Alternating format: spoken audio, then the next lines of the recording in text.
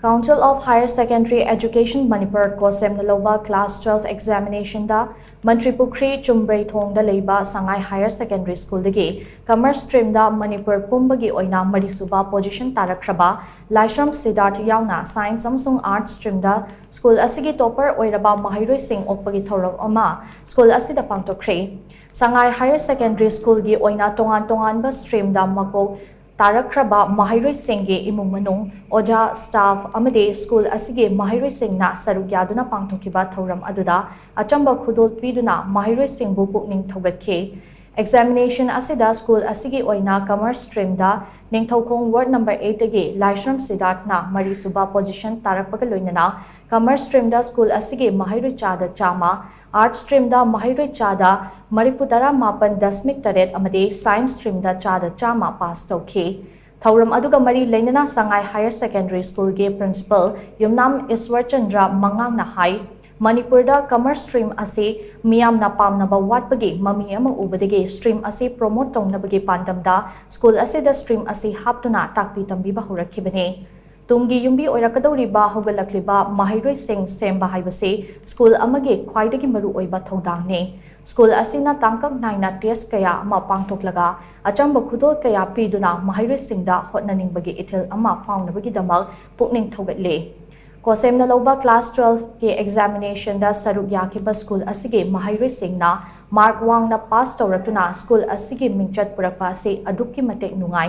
Hena nungai ribadi commerce stream da school asige Maheiroi SIDARTH LEISHRAM na mari suba position taraktuna chahi kayagi mamangdege Leiraklaba school asige record ngakpa asine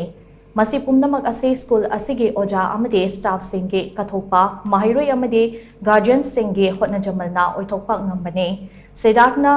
chartered accountant ama oigani haina mangliba manglan adu mangpau naduna mahaki tunggi punsida maipakpa mioi ama oiba ngamba oirasanu loinana tunglam chattasu Maheiroi Shing na position hena yauba ngamnaba akan mamongda hotnase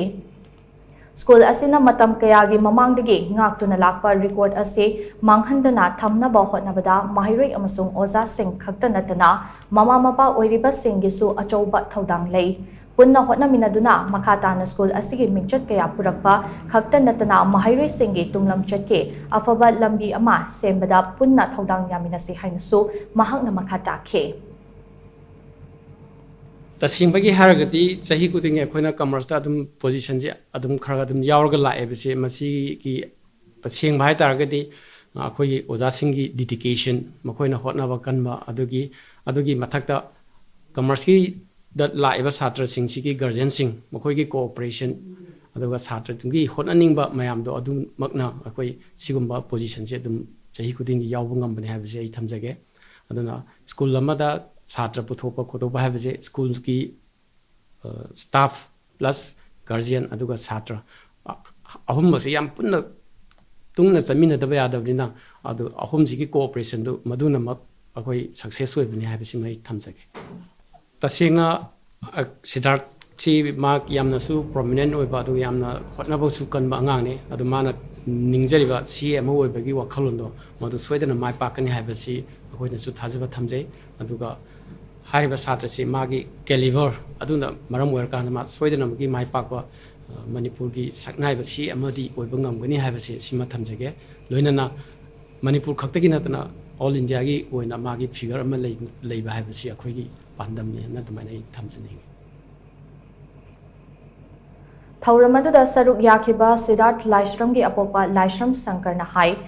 Mahaki Machanupa SIDARTH na mari suba position tarakpa sigidamak school asige founder principal oja amade staff mumna makpo thagatpa phungdurakle school asige oja Shing na kathokpa amaga loinana Maheiroi Shing bu takpi tambirakpana SIDARTH na ngasi maipakpa mioi ama oiba ngambane Maheiroi amagi punsida maithiba kaya nangba yai adum oinamang maithiba kaya adudagi paratamlaga hanba leitana thaunaga hanba leitaba thaunaga loinana aikoina pamliba pamdam adu yaunaba hotnagadabane mama mapa oiba Shing nasu macha Shing bu thauna hapiduna makoina mangjariba manglanadu mangfaunanaba hotnaba tangai fade hainasu mahakna makhata khe Man, I paid aspect over the 4% the Karahena ꯋꯥꯡꯈꯠꯅ ꯇꯧꯕꯅꯤ ꯑꯗꯨꯕꯨ ꯍꯣꯏ ꯑꯦꯅꯤ ꯄꯔꯤꯈꯥꯁꯤꯗꯤ ꯇꯝꯕ ꯉꯝꯗꯕꯅꯤꯅꯀꯣ 4 question ꯂꯥꯛꯑꯦ ꯑꯗꯣ ꯃꯥꯅ question ꯂꯥꯛꯄꯁꯤꯗ ꯑꯩꯈꯣꯏ ꯁꯉꯥꯏ ꯁ꯭ꯀꯨꯜꯒꯤ founder principal sir ꯑꯗꯒꯤ ꯑꯣꯖꯥ ꯁ꯭ꯇꯥꯐ ꯃꯌꯥꯝ ꯄꯨꯟꯅ ꯃꯌꯥꯝꯒꯤ ꯃꯇꯦꯡꯗꯒꯤ ꯁꯤꯗꯥꯔꯊꯀꯤ ꯃꯥꯒꯤ ꯄꯣꯖꯤꯁꯟ ꯂꯥꯛꯄꯁꯤꯗ